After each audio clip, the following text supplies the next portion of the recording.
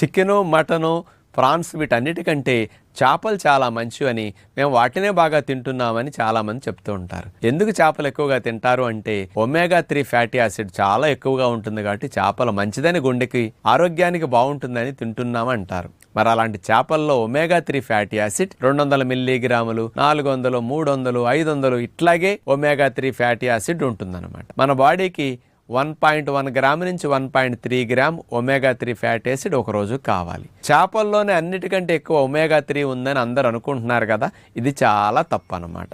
ఎంత తక్కువ అనేది మీకు తెలియాలి అంటే ఒమేగా 3 ఫ్యాటీ యాసిడ్ అనేది హెంప్ సీడ్స్, బాదం పప్పులు, అలాగే వాల్నట్స్, అవిసె గింజలు, ఫ్లాక్ సీడ్స్ వీటన్నిటిలో 8 గ్రాముల నుంచి 13 గ్రాముల మధ్యలో వీటన్నిటిలో ఉంటుందన్నమాట. కాబట్టి ఒమేగా 3 ఫ్యాటీ యాసిడ్ చేపల్లో అతి తక్కువ, విత్తనాల్లో అతి ఎక్కువ ఉందని మాత్రం మీరు మరవకండి.